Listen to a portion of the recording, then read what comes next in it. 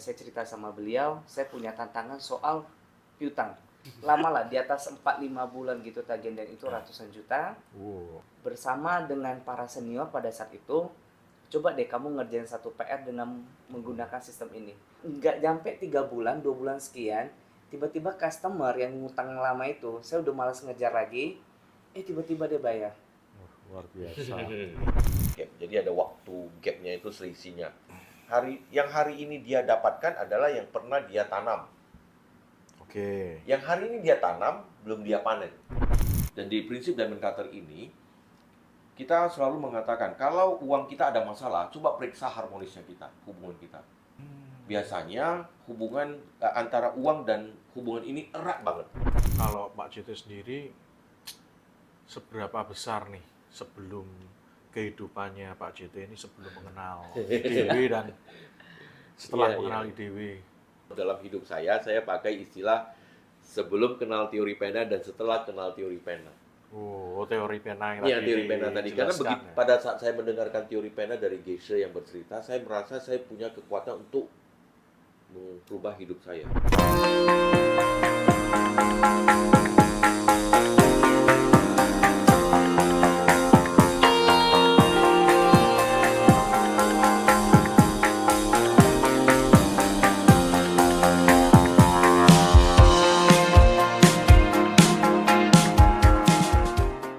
Halo, kali ini saya kedatangan tamu yang sangat luar biasa, jauh sekali dari Medan, ya. Dan kali ini spesial sekali, karena biasanya satu saja, tapi sekarang dua nih bintang tamunya podcast saya. Perkenalkan, ini Pak JT ya, biasa dipanggil Pak JT.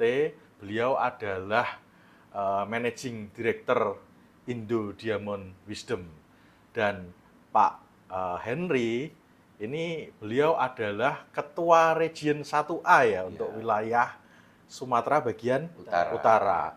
Wah, luar biasa sekali. Terima kasih ya Pak atas kedatangannya di podcast saya. Terima kasih. Nah, ini yang menarik Pak, Indo Diamond Wisdom. Nanti sebelum kita ngobrol banyak soal Indo Diamond Wisdom, saya pengen tahu dulu nih Pak, sebelum gabung di Indo Diamond Wisdom, terutama sebelum menjadi praktisi senior nih di Indo Diamond Wisdom, sebelumnya ini berprofesi sebagai apa Pak? Ya, kalau saya dulu karyawan swasta. Dan semenjak jadi karyawan swasta itu kita juga ada mencoba beberapa kali usaha. Namun ada 7-8 usaha yang kita rintis tapi gagal semua. Gagal. Terus bagaimana? Yang mengenalkan Indo Diamond Wisdom ini siapa Pak? Nah, jadi ada salah satu usaha yang kita rintis, dan itu kita rintisnya waktu itu di Batam. Pas waktu di Batam kita ada kenalan teman dari Malaysia. Jadi kita ada retreat gitu, ada workshop 2 hari di Batam. Teman-teman dari Singapura, dari Malaysia, dari Jepang, ngumpulnya di Batam. Nah, pas di Batam itu kita workshop 2 hari, kita di grouping kan. Nah, pas saya groupingnya itu dengan salah satu teman yang di Malaysia. Nah, karena kita mulai kenalan di sana, kita mulai berinteraksi, sering komunikasi lewat WhatsApp, saling tukar ide, informasi. Kemudian dia berkunjung ke Medan. Nah, waktu berkunjung ke Medan, dia tawarin bisnis yang lain. Gitu. Nah, saya terlibat di bisnisnya, dan pada saat itu kita setiap bulan ke Kuala Lumpur dan Penang tiap bulan. Karena ada teman yang ngajak bisnis ya, awal mulanya seperti itu, terus diajak gabung di komunitas ini. Bisnisnya dulu. Bisnisnya dulu. Belum dikenali ke prinsip ini. Lalu? Dan setelah itu kebetulan katanya ini ada guru besar datang nih, mau nggak ikutan? Dikenalinnya itu di bulan 12 tahun 2016. 2016. Tahun 2016. Tapi gurunya datang di bulan Juni 2017. Itu tiketnya harus hunting dulu. Jadi kita harus beli dulu kan sebelum. Takutnya kehabisan. Jadi kita beli tiket untuk 2 orang dan hadir di bulan Juni tanggal 8 itu. Public talk pertama yang saya hadiri.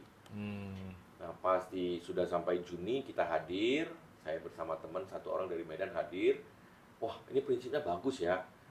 Dan di sana diumumkan ada di Indonesia sudah ada. Oh, apa yang membuat Pak JT tertarik ini? Tadi kan juga bilang tiketnya huntingnya juga Iya. susah, terus apa namanya? Sorry, bayar berapa ya waktu itu? Oh, murah. Murah. Cuma Rp300 per tiket. Rp300 per tiket. Public talk kan ada saya duduk di antara 3.000 orang. Ya banyak juga ya, gede ya acaranya. Gede. Oh, waktu itu tujuannya apa dengan ikut acara itu? Ya dikenalin sama temen kan, katanya bagus. Ini penulis buku The Diamond Cutter. Jadi waktu itu dipromosikan buku The Diamond Cutter, tapi saya belum baca. Ya saya percaya teman, dan memang setiap bulan sudah harus ke Kuala Lumpur kan. Jadi sekalian aja. Sekalian aja. Terus setelah itu pulang ke Indonesia, pulang ke Medan terutama, carilah informasi mengenai komunitas ini. Ternyata ada di Jakarta dan di Surabaya. Oh, sudah ada di Jakarta dan di Surabaya. Udah gede, udah rame. Di Medan belum ada ya waktu itu. Belum. 2017 itu. Di bulan Juni. Ya wes lah, kan maksudnya ya udahlah, kita nggak ikutan lah. Karena kan jauh kan komunitasnya di Jakarta dan Surabaya kan. Nah, jadi semenjak saya dari public talk pulang dari Kuala Lumpur itu sampai dengan ketemu komunitas di Medan, itu banyak sekali pergumulan yang terjadi dalam kehidupan pribadi saya. Banyak kejadian yang sepertinya kok beruntun ya. Apa nih Pak yang kira-kira masih teringat terus yang benar-benar membekas nih? Ya, ini salah satu yang menurut saya justru karena ada kejadian ini yang membawa saya masuk ke prinsip Indo Diamond Wisdom ini, prinsip Diamond Cutter ini. Di tanggal 8 saya ikuti public talk. Di akhir bulan saya kecelakaan. Mobil, jadi, motor? Saya ditabrak. Ditabrak. Ditabrak sih saya. Jadi kita pada saat itu masih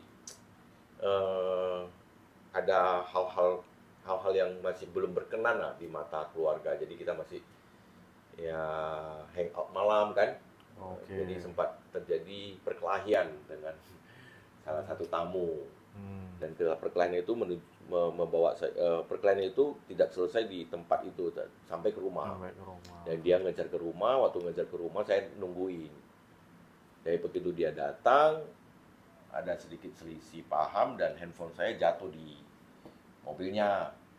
Saya masih berdiri di samping mobil, handphone saya jatuh di dalam mobilnya. Ketika saya mau ngambil, dia injak gas. Nah, badan saya ini semua injured. Sampai sekarang masih injured sih.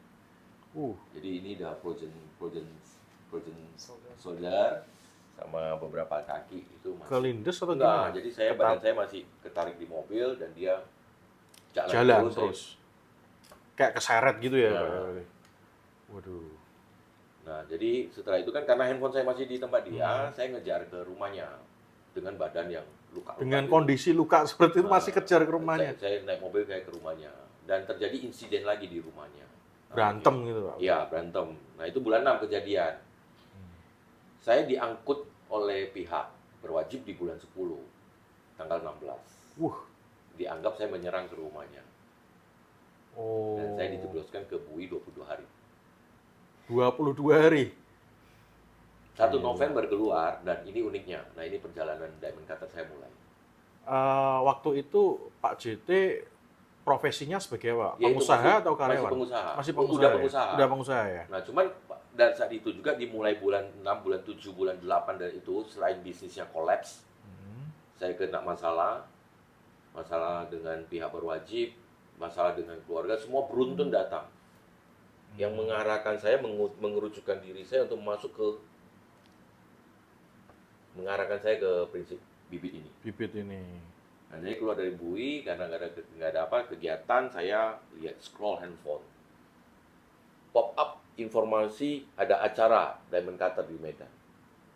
Yang saya cari. Saya hadir, dari mulai sana saya aktif terlibat ke study groupnya, hadir sebagai peserta masih. Duduk prinsip dengerin ini dan relate dengan yang kemarin kita hadir di seminar yang di Malaysia kan. Nah, relate terus kita ikuti, tapi keadaan saya makin merosot secara ekonomi segala macam merosot. Justru mengikuti malah merosot. Iya. Makin drop di bulan 6 ada teman dari Jakarta. Karena kan saya udah terlibat di komunitasnya yang di Medan. Jadi ada salah satu lebih seniornya yang pada saat itu di Diamond Cutter datang dari Jakarta ke Medan, kenalan dan mulai kenalan dia bilang, Ko JT udah sering ya ikut study group ya. Sepertinya Ko JT udah harus ikut workshop lah, udah waktunya. Dan saat itu sangat menantang banget karena kondisi perekonomian kita sedang tidak baik-baik saja. Saya sering pakai kata sederhana, sebenarnya miskin. Uang sekolah anak 4 bulan tidak bisa bayar, bahkan saya tidak bisa provide makanan untuk anak-anak. Waduh, Jatuh sampai sedalam sampai itu. seperti itu ya. Jadi dia temen itu anjurkan saya untuk ikut workshop di bulan Juli ke Surabaya. Saya bilang kalau saya ada biaya ke Surabaya, ya quote unquote gila aja kalau saya ikut ke Surabaya cuman nggak bayar uang sekolah anak kan. Kan nggak bertanggung jawab banget Iya. kan. Tapi dia bilang coba dipertimbangkan lagi kok untuk pergi. Saya bilang gak usah pertimbangkan lagi. Ini pasti nggak pergi. Karena kalau ada biaya ke sana bayar masa uang sekolah nggak bayar. Oh, iya, iya. Tapi dia teman ini ya saya sampai saat ini saya juga sangat berterima kasih kepada beliau. Saya selalu berterima kasih kepada beliau karena tanpa dia saya nggak akan bisa ikut level yang lebih dalam lagi kan. Ikut workshop yang lebih dalam lagi. Pulang dari pertemuan yang terakhir itu 2 minggu setelah itu dia telepon. Langsung telepon. Kok lu niat pergi nggak kan? Pergi niat. Oke.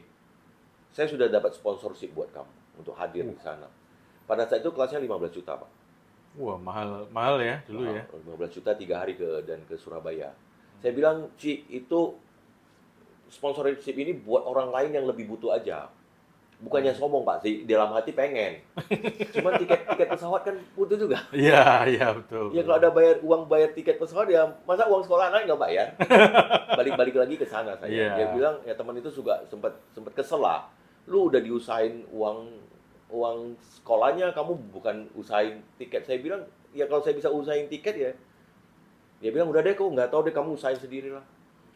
Nah 1 minggu setelah telepon dari teman ini, ya luar biasa ada satu hal baik lagi terjadi. Ini menurut saya juga nggak tahu kok bisa terjadi ya. Saya nggak tahu apa hal baik yang saya pernah kerjakan, kenapa saya bisa dapat berita baik yang sungguh luar biasa ini. Pada saat itu ketua di Medan bernama Hendra Lim. Jadi Hendra Lim, Bro Hendra, nelfon ko, berita baik ko, ada yang sponsorin tiket. Saya tanya siapa? Nggak perlu tahu kok. Jadi sampai detik ini saya nggak tahu Nggak siapa. tahu ya. Nggak tahu. Yang sponsorin saya masuk ke dalam workshop itu sampai sekarang saya juga nggak tahu. Nggak tahu juga. Tiket juga saya nggak tahu. 2 hari sebelum berangkat, Hendra Lim nyodorin kok ini 800.000 pegang aja. Karena uang saku kan. Uang saku. Pulang ke rumah ngomong ke istri, ada berita baik begini. Istri bilang ya lu pergilah kalau nggak punya. Ya kita bisa ngerti ya karena kondisi pada saat itu kan dia udah penuh tekanan, makan aja kita kesulitan, terus anak kan setiap hari nanyain uang sekolah kan. Ya kita ngerti banget lah. Tapi kalau sekarang ditanya, untung kemarin pergi ya. Ya itu story-nya. Pulang belajar 3 hari, saya merasa ini bisa membantu banyak orang. Saya ada tulis satu artikel, saya tulis We Are the X-Men. Ya, saya merasa saya masuk ke workshop itu seperti masuk ke sekolahnya Newton. Jadi saya merasa Geshe itu seperti Profesor X yang melatih sebenarnya kita semuanya dalam Newton punya powernya sendiri-sendiri yang berbeda-beda dengan keunikan kita. Hanya saja selama ini kita nggak melihat. Di sana saya menemukan mimpinya saya, cara hidupnya saya, dan karena saya ini full sponsorship, saya berniat mendedikasikan yang saya dapat ini untuk teman-teman yang lain, terutama komunitas ini. Dari sana saya mulai membantu di salah satu kegiatan sosialnya namanya BCAD, Bibit Cinta Action Day, kayak baksos gitu. Membantu ke panti-panti, kita buat acaranya lebih rapi, buat ada susunan rundown dan segala macam. Wah keren sekali ya. Kalau Pak Henry gimana Pak ceritanya Pak? Kalau aku sih awal mulanya sih dikenalin sama teman. Itu teman saya hari itu Ricky Han. Thank you Bro Ricky yang udah kenalin. Awalnya sebenarnya ikut-ikutan aja. Tahun berapa itu? Tahun 2018 bulan Mei. Jadi dia bilang dia ada nunjukin salah satu buku, yaitu buku Bibit Cinta. Dia bilang itu semua isinya cerita nyata dan dibahas setiap minggu. Pada saat itu saya ikut-ikutan aja lah. Tapi saya udah ikut 2-3 kali di kelas itu, saya nggak dapat apa-apa. Saya nggak ngerti yang mereka bahas itu. Jadi berikutnya dia ngajak, saya bilang kayaknya saya nggak dulu deh, saya nggak gitu paham. Dan ditanya lah, memang sebenarnya masalah kamu apa sekarang? Tantangan apa yang sedang kamu hadapi sekarang? Ya saya cerita sama beliau, saya punya tantangan soal piutang. Jadi saya punya customer, bayarnya itu lama banget. Ya, susah, lama. Susah. Udah Tagih, susah. ditagih, dudukin di kantor, asik kirim surat tapi nggak pernah dapat balasan. Jadi lama lah, di atas 4-5 bulan gitu tagihan, dan itu ratusan juta. Kemudian bersama dengan para senior pada saat itu, coba deh kamu ngerjain satu PR dengan menggunakan sistem ini. Karena kalau nggak menggunakan sistem ini, kamu nggak bakal tahu bagaimana ini bisa bekerja dalam hidup kita. Dan di situ juga diajak, udah atau nggak kamu ikut ke workshop aja sama yang kayak KoJT itu. Jadi Terus? workshop harganya 15 juta, saya rasa wah ini mahal banget. Ya, mahal banget Ya, ya. saya belum tahu apa-apa tapi saya sudah harus keluar 15 juta dan tiket pulang pergi dari Medan ke Surabaya. Oke, nggak apa-apa. Saya coba dulu terapin apa yang mereka ajarin, yaitu saya diajarin untuk komitmen, kayak bayar tagihan tepat waktu, lalu kalau jumpa dengan orang kita harus tepat waktu, lalu kewajiban-kewajiban kita tiap bulan mau transfer ini, transfer itu kita semua lakukan tepat waktu. Dan itu benar-benar saya kerjain selama 3 bulan. Oh, setelah 3 bulan baru ada ini Ya, setelah nggak nyampe 3 bulan, 2 bulan sekian, tiba-tiba customer yang ngutang lama itu, saya udah malas ngejar lagi, tiba-tiba dia bayar. Luar biasa. Jadi pada saat itu saya udah berjanji pada diri saya, kalau emang sistem ini bekerja, memang ini terbukti, saya akan ikut kelas yang berikutnya, yang berbayar. Nah, karena nggak nyampe 3 bulan, saya mendapatkan hasilnya, maka saya putuskan di workshop berikutnya itu di bulan November. Tapi setelah ikut workshop, banyak kan, kita dapat ilmu banyak nih. Tapi setelah pulang dari workshop, saya juga mengalami banyak tantangan. Bahkan pada saat penerbangan saya pulang dari Surabaya ke Medan, saya harus mendengar informasi bahwasanya customer saya harus batal kontrak. Dan itu membuat benar-benar saya down karena reward saya pada saat itu langsung hilang. Tapi saya coba praktekin apa yang dipelajari selama KUK workshop di sana. Saya lakukan 2 hari. Saya nggak tahu juga kebetulan atau gimana, berhasil. Customernya nggak batal kontrak. Ada beberapa langkah saya lakukan pada saat itu setelah yang saya pelajari di workshop. Dia mau kembali lagi untuk mengembalikan kontraknya, dan pada saat itulah saya mulai untuk menekuni sistem ini hingga hari ini. Luar biasa ya ceritanya ini. Pasti teman-teman sekalian ini pada penasaran ini. Penasaran. Ya kan? Ilmunya itu apa sih? Ya, mungkin barangkali Pak JT ada yang mau disampaikan, cerita di-spill sedikit-sedikit Pak, bisa nggak Pak? Iya. Ya tentunya ya. Terima kasih Pak Bintang, sekali lagi saya mau pengen ucapin kita diundang di podcastnya Pak Bintang ya, di Perjalanan Bintang ini luar biasa. Semoga apa yang kita sharing hari ini bisa membantu teman-teman, terutama yang akan saya sampaikan berikut ini. Guru besar kita, Geisha Michael Roach, yang menulis buku-buku ini, beliau seorang orang Barat yang belajar kebijaksanaan kuno yang berusia 2.500 tahun lebih ya, dan masuk ke Indonesia pada tahun 2014.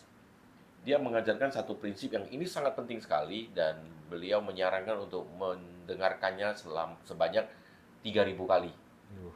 Tapi kalau teman-teman mau dengerin lagi nanti yang lebih lengkap, versi lebih lengkapnya versi yang Geisha, di YouTube juga ada. Saya akan berbagi ceritanya, dan saya di sini bukan ngajar, saya hanya sharing saja tentang kebijaksanaan kuno ini, cerita pena, namanya cerita pena. Teman-teman, Bapak Ibu yang melihat benda yang ada di tangan saya ini apa? Pena. Pena ya. Kita semua melihat ini adalah pena ya, nggak ada hal yang lain ya. Kita setuju ini semua pena ya. Terus dari arah pintu sana, ada seekor anak anjing masuk. Saya goyang-goyangkan di depan dia, dan dia mencoba menggigit. Bagi anak anjing ini apa? Ya, bisa dia melihat sebagai mainan atau tulang. Mainan ya. gigitan, tulang, atau makanan ya. Iya, bisa. Yang jelas dia tidak melihat pulpen kan. Ya. Dia nggak melihat pulpen. Nah, pertanyaan berikutnya adalah, Anjing mengatakan ini mainan gigitan, manusia melihat ini sebagai pena. Yang benar siapa, Pak? Yang benar siapa, Bapak Ibu? Dua-duanya. Ya semua benar, nggak ada yang Ya, salah ya. dua-duanya benar ya. Karena anjing melihat sebagai pena karena kemampuan dia untuk melihat sebagai anjing. Manusia melihat sebagai pena. Oke. Saya akan masuk lebih dalam lagi. Bayangkan benda yang kita katakan pulpen ini saya taruh di atas meja ini. Kita semua keluar. Anak anjing juga saya bawa keluar. Kondisi gelap gulita, total gelap gulita. Manusia keluar, anak anjing keluar. Oke, bisa bayangin ya. Gelap gulita, nggak bisa melihat. Benda yang kita katakan pena ini pada saat tidak ada yang melihat, benda ini jadi apa, Pak? Ya nggak terlihat, nggak jadi Nggak apa-apa. terlihat ya, nggak jadi apa-apa ya. Nggak tahu. Karena Nggak ya, tahu nggak ya. tahu ya. Jawaban yang paling klasik ya, nggak tahu gitu ya. Nah tiba-tiba saya keteringat handphone saya ketinggalan. Saya masuk ke dalam ruangan, saya buka satu lampu. Mata saya mencari handphone. Kemana ya handphone saya? Mata saya sebelum melihat handphone, mata saya melihat benda ini. Ketika mata saya melihat benda ini jadi apa lagi? Pena kembali kan? Ya. Nah, dalam kebijaksanaan kuno yang berusia 2500 tahun yang lalu, ketika kita tidak melihat benda ini, tidak ada yang melihat, benda ini tidak jadi apa-apa. Yang dalam kebijaksanaan kuno istilahnya adalah kekosongan atau emptiness. Jadi kekosongan itu bukan tidak ada apa-apa, cuman kita nggak melihat sesuatu hal. Emptiness. Emptiness bukan tidak ada apa-apa. Hanya saja kita nggak tahu itu apa gitu. Atau kalau bahasa lebih baiknya lagi adalah emptiness itu adalah potensi tidak terbatas. Pada saat kita tidak melihat benda ini bisa berpotensi menjadi apapun. Kita buktikan. Manusia melihat sebagai pena, anak anjing melihat sebagai mainan gigitan. Mungkin ada yang lain ini kan untuk alat apa gitu. Bisa jadi apapun kan, tergantung siapa yang melihat kan. Nah, pertanyaannya, yang mengatakan benda ini pulpen, saya yang ngomong dia pulpen, saya menamai dia pulpen, atau dia ngomong diri dia sendiri pulpen? Yang ngomong dia sendiri yang ngomong pulpen, atau saya yang ngomong dia pulpen? Saya kan? Ya. Nah, biasanya kalau di dalam komunitas kita dan Mengater atau komunitas CDW kita pakai gestur begini. Ya, kita bisa nanti pakai gestur begini ya. Ini artinya menunjukkan ini pulpen ini juga datangnya dari saya. Kita buktikan lagi. Kalau pulpennya ngomong diri dia pulpen, dia akan ngomong ke anak anjing juga dirinya pulpen kan? Saya pulpen loh, bukan mainan gigitan loh. Ternyata anjingnya kan nggak melihat dia pulpen kan? Artinya itu datangnya juga dari anak anjing yang melihat bahwa ini mainan gigitan. Nah, pulpen ini hanya sebagai perwakilan untuk semua hal dalam kehidupan kita. Istri yang suka ngomel, istri yang begitu sabar, bos yang baik hati, perusahaan yang begitu mendukung kita, teman yang bersahaja, bisnis yang berkembang, atau kondisi saya pada saat tahun 2018 itu tidak bisa membayar uang sekolah anak, itu juga kondisinya datangnya dari saya. Saya melihat tidak ada potensi untuk bisa saya dapat uang. Walaupun kerja keras, walaupun saya dengan cara yang licik, cara bagaimanapun, sepintar apapun, pada saat itu saya tidak bisa melihat ada uang yang bisa saya dapatkan. Kenapa kita nggak bisa melihat kondisi kita menjadi lebih baik atau bisa dapat uang? Karena mungkin ya, saat-saat yang lalu, sebelum hari ini ya, kita tidak pernah memberikan uang. Kita tidak pernah mau berbagi informasi baik. Kita tidak pernah mau berkata-kata baik. Kita nggak mau berpikiran yang baik terhadap orang lain. Sehingga karena kita tidak pernah memberi, kita tidak ada punya potensi untuk mendapatkan. Oh, berarti poinnya itu kayak seperti hukum cabur tuai ya? Iya, Pak, ya? dalam prinsip ini kita pakai istilah bibit. Bibit. Iya. Bibit uang saya tahun 2018 habis saya pakai. Karena saya nggak pernah nanam lagi. Kalau nggak nanam gimana panen? Bibit ini ya? Iya, uang bibit ya? uang. Oke. Nah, hari ini kita bisa melihat pulpen karena kita punya potensi untuk melihat pulpen. Bisa nggak hari ini kita mau melihat ini sebagai batangan emas? Saya nggak mau lihat pulpen, saya pengen jadi emas. Bisa nggak? Nggak bisa ya? Bisa aja lah, datangnya dari kita. Kan datangnya dari kita, harusnya bisa kita kontrol kan. Oh. Bisa nggak kita lihat sebagai emas? Bisa nggak? Pak Bintang bisa nggak ini rubah tolong Maksudnya jadi emas? berimajinasi itu emas gitu ya. Dan kenyataannya ini harus emas saat ini juga. Ya agak sulit ya, tapi kita coba deh. Kita coba, mungkin kita punya ilmu, punya mantra, punya punya apapun ajimat atau apa yang bisa membuat ini jadi emas. Ya kita coba-coba sama-sama ya. Emas, emas, emas. Kok nggak bisa? Nah di sini membuktikan bahwasannya berpikiran positif saja tidak cukup. Banyak sekali ya orang bilang saya sukses, saya pasti berhasil. Setahun kemudian kehidupannya bukan lebih baik, malah lebih menurun. Karena dia tidak punya potensi untuk melihat ini sebagai emas. Hari ini ada satu bibit yang pecah memaksa saya melihat dan merasakan ini pulpen. Tahun 2018 ada satu bibit yang pecah memaksa saya melihat dan merasakan saya nggak bisa punya uang. Kerja sekeras apapun, saya tidak bisa punya uang. Karena saya tidak pernah berbagi, memberi kepada orang lain terlebih dahulu pada waktu-waktu sebelum tahun 2018. Oke. Poinnya adalah hari ini kita bisa melihat pulpen karena kita pernah mungkin pinjamin pulpen, memberi pulpen. Henry pas lagi mau tanda tangan giro, saya, ini nih pinjam pulpen. Ketika saya memberi, mata saya ini bertindak sebagai kamera, menangkap momen pada saat saya memberi dan disimpan di alam bawah sadar saya yang dalam istilah dari Diamond Cutter namanya bibit mental. Yang tersimpan di alam bawah sadar saya. Hari ini pecah, memaksa saya untuk melihat dan merasakan ini pulpen bukan batangan emas. Kondisi yang sama seperti yang terjadi di tahun 2018, saya dipaksa melihat dan merasakan saya tidak punya uang, tidak bisa bayar uang sekolah.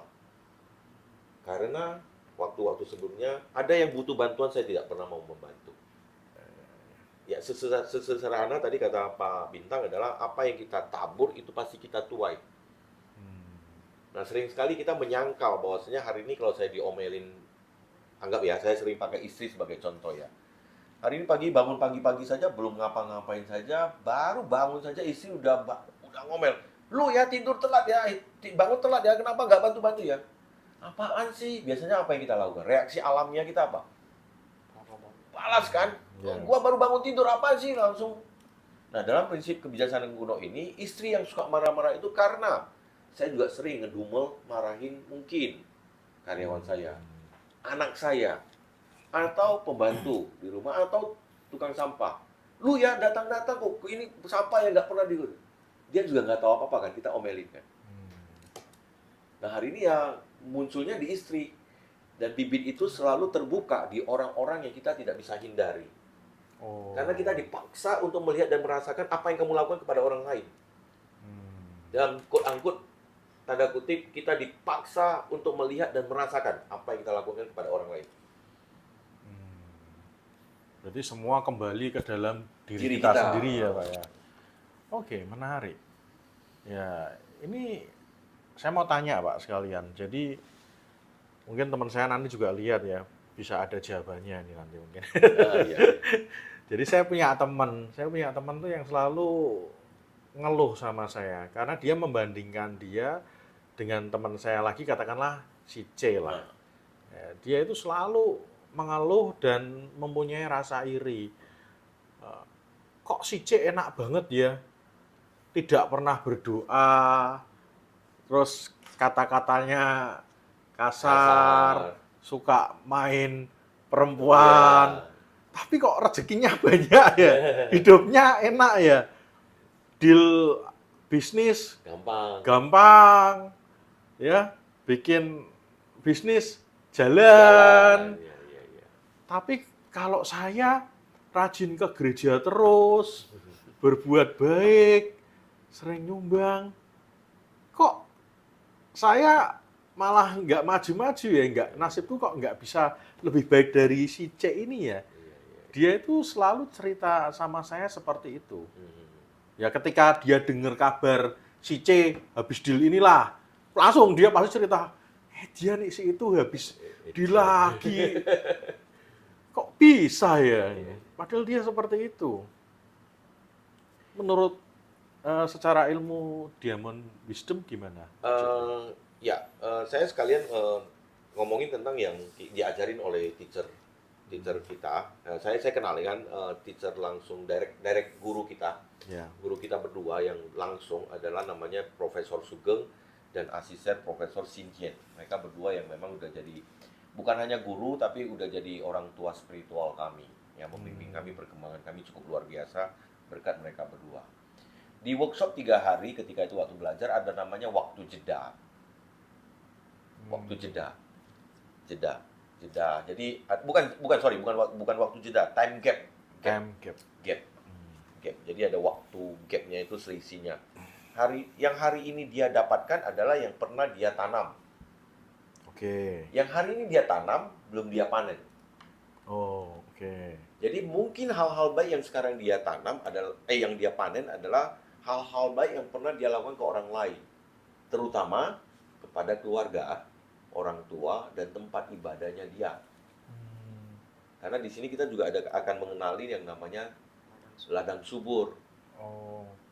Tapi si teman saya yang C ini perasaan memang riwayatnya dari kecil memang nakal nih, jelek nih. Apakah ada hubungannya dengan kehidupan sebelumnya seperti itu atau bagaimana, Ya, Pak?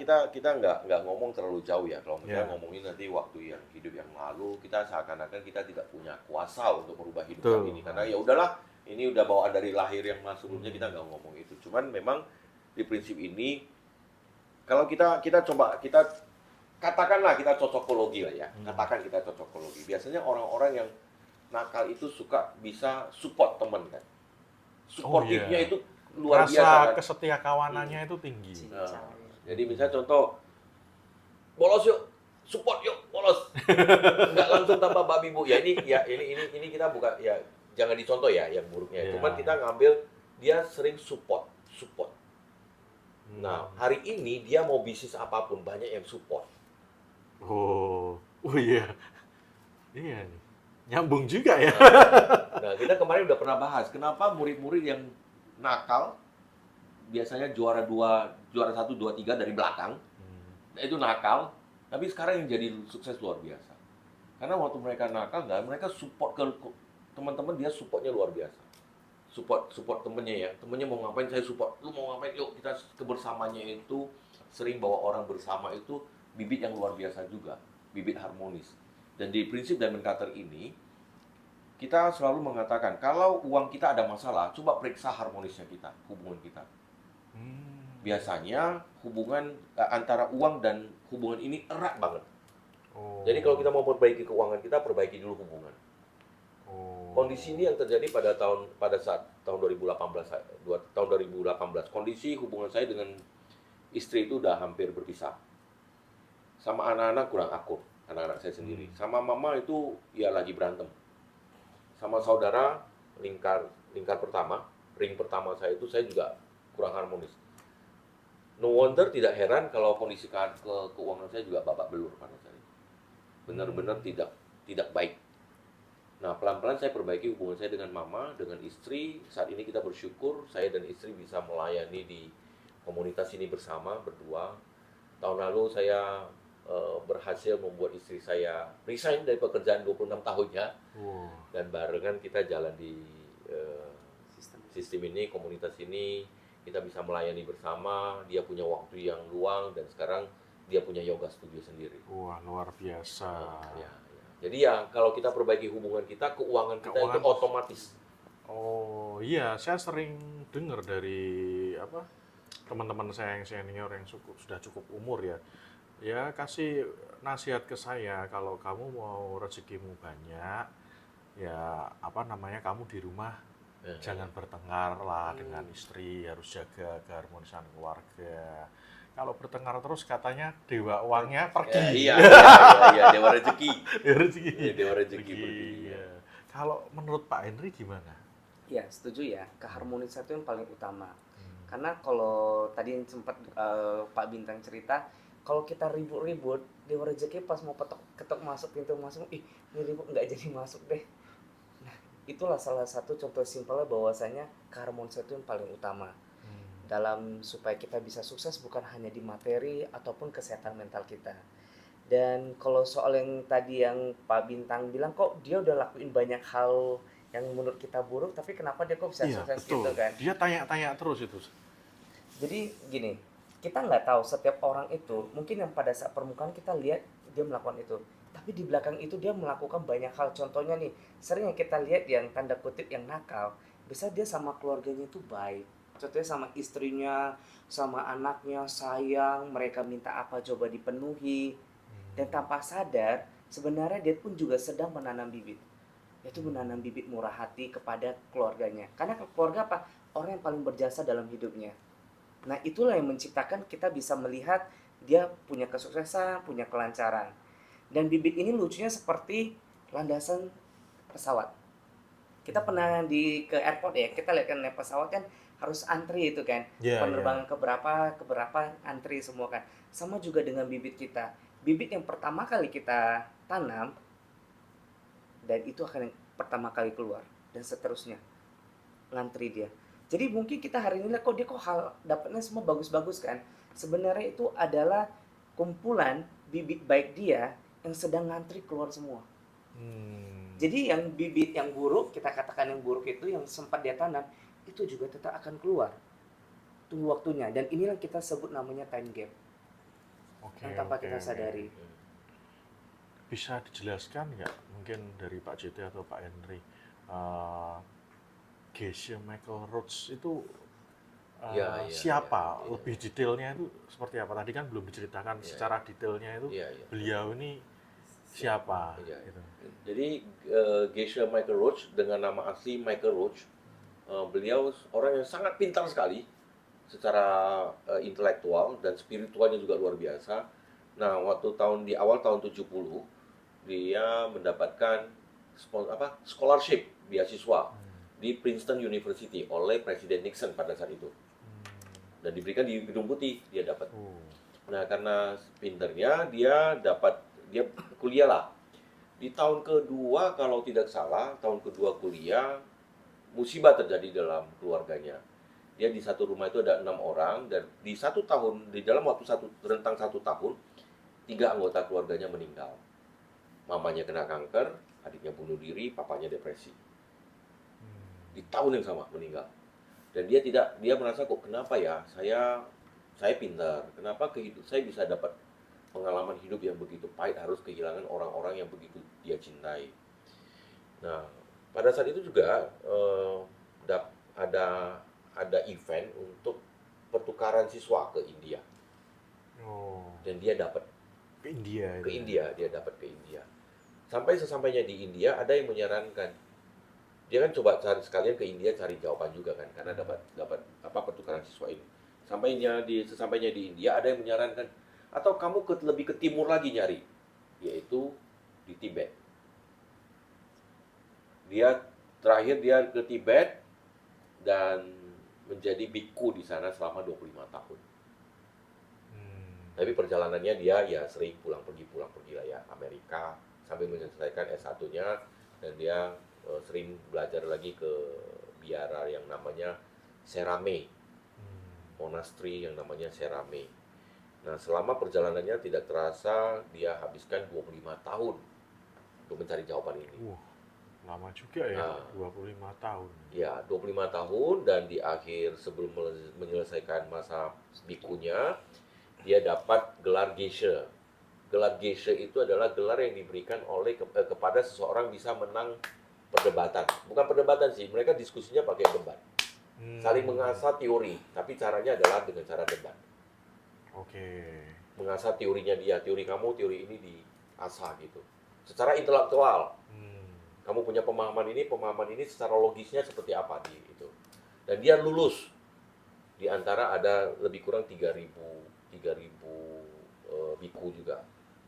Dan dia dapat gelar Geisha. Geisha itu kayak PhD-nya. Gila, padahal orang barat ya. Orang barat. Dan dia 600 pertama semenjak Serame ini didirikan, dia adalah orang pertama yang mendapatkan gelar Geisha dari barat.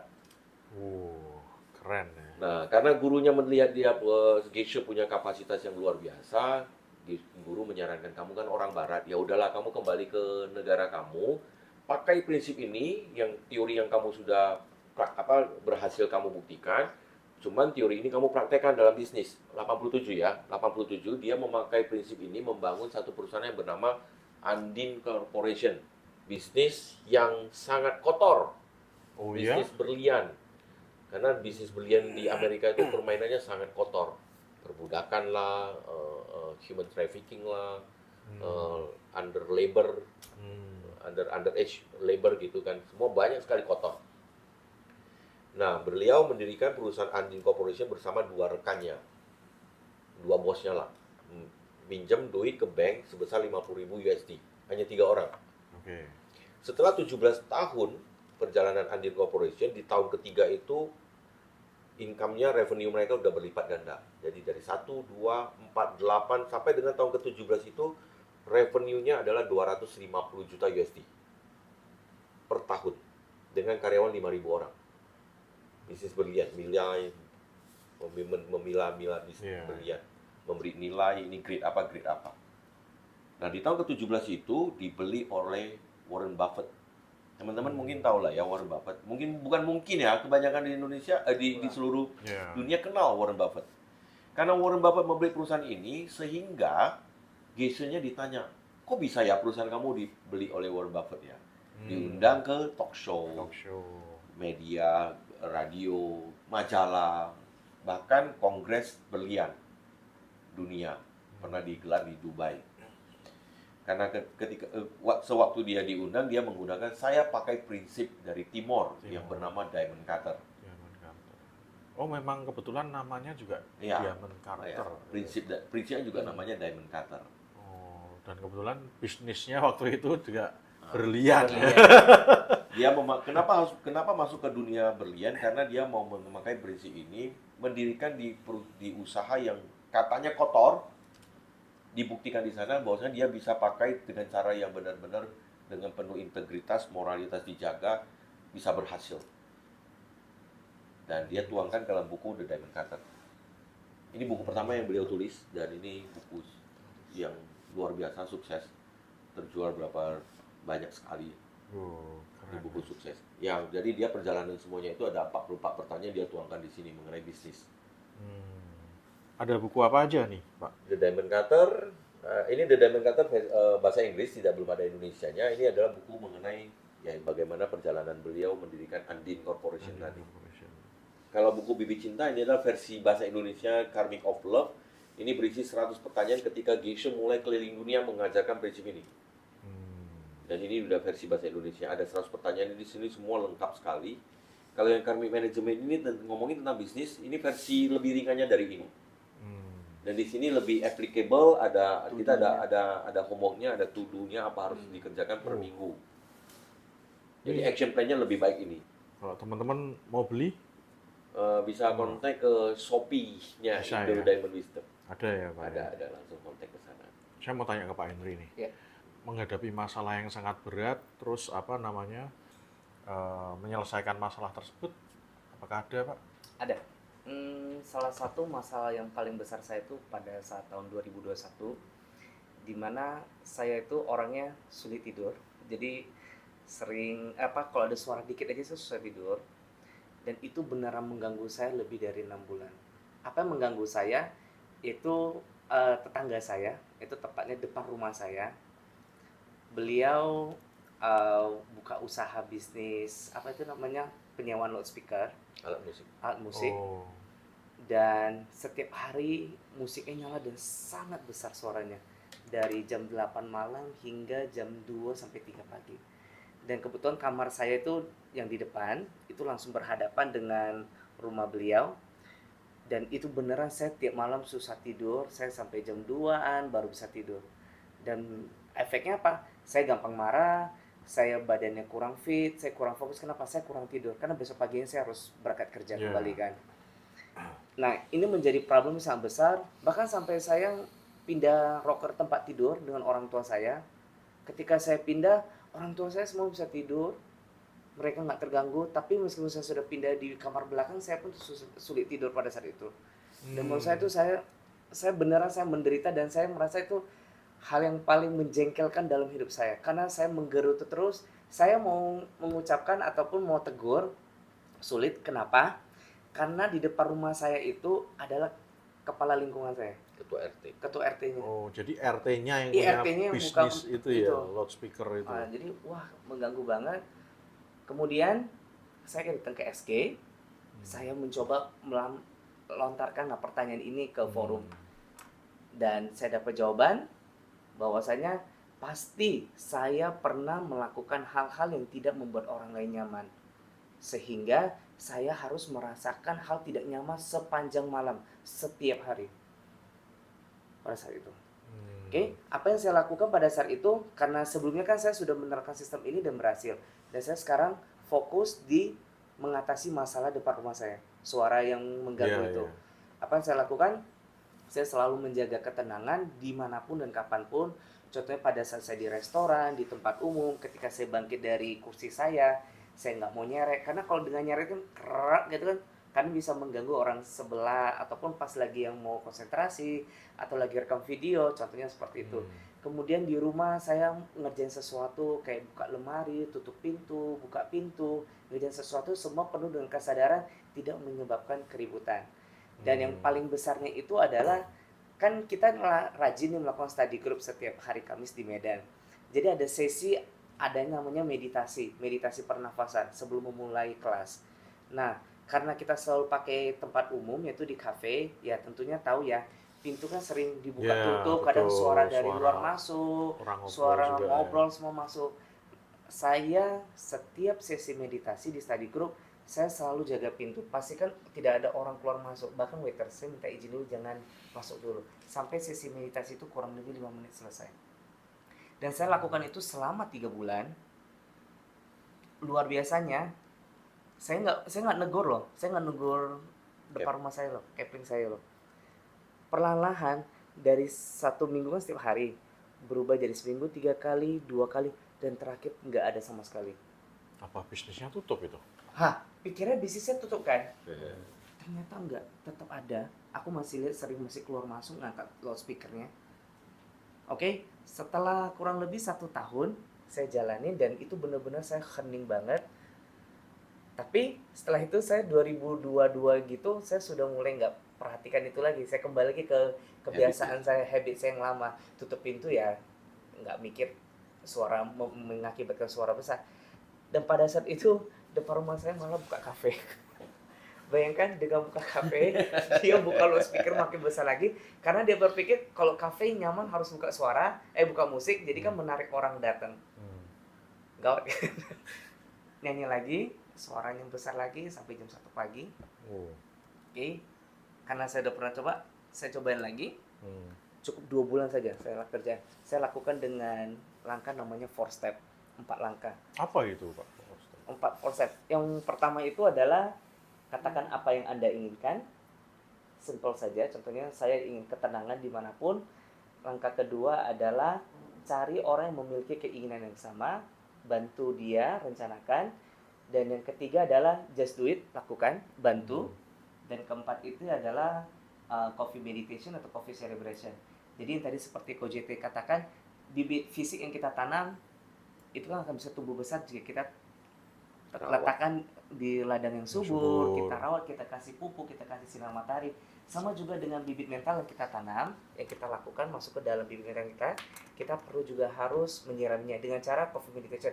Sebelum tidur kita happy dengan perbuatan baik apa yang kita lakukan. Jadi yang saya lakukan itu, yang keempat itu, yang saya coffee meditationnya ketika saya menyisihkan waktu saya 5 menit untuk menjaga pintu. Saya memberikan kenyamanan buat teman-teman pada saat lagi belajar, nggak ada suara, dan itu yang saya bawa ke dalam coffee meditation saja. Jadi setelah itu 2 bulan ya, saya kerjain, puji Tuhan, dari 2024 hingga hari ini nggak ada lagi. Dan setelah itu saya nggak mau berhenti lagi, saya tetap tanam. Kenapa? Bibit yang kita tanam, suatu hari dia akan mekar, akan kita petik, panen. Kita kalau petik-petik terus, tapi kalau kita nggak pernah nanam lagi, kedepannya kita juga nggak ada lagi kan. Betul. Nah, jadi ini yang menjadikan diri saya selalu mencoba untuk menjaga ketenangan orang lain. Bahkan contohnya kayak kita di acara workshop, kita ikut seminar, saya selalu itu salinin handphone, sebelum dikasih tahu. Tujuannya apa? Supaya nanti mana tahu handphonenya berdering nggak mengganggu orang lain. Salah satu simple yang saya lakukan. Itu sih. Ada parameternya nggak, Oh, Pak? Maksudnya kita melakukan ilmu ini itu parameter suksesnya itu seperti apa? Ya. Itu yang pertama. Terus yang kedua, butuh berapa lama? Ya, ini saya Iya. tanya secara general ya. Iya, iya. Secara general. Ngerjain laporan accounting itu kan Jelas. jelas kan, Angkanya angkanya baru. jelas, terus bisa dikerjakan dalam waktu berapa lama, Terukur. hasilnya seperti Iya, apa. iya, iya, iya. Nah, kira-kira gimana Pak? Pak Cite dulu. Iya, ini pertanyaan yang sangat wajar ya, apalagi datangnya dari seorang pengusaha. Pengusaha itu pasti harus ada KPI-nya. Ini kalau KPI-nya berhasilnya apa ini? Indeksnya apa kalau memang ini berhasil? Iya, iya. Salah satunya adalah kita kalau misalnya melihat sekeliling kita, ada teman yang sukses, berhasil, ini sana berhasil. Kita mendengar berita-berita sukses, artinya yang saat ini kita kerjakan sebenarnya udah benar. Bukan sebenarnya, sudah benar.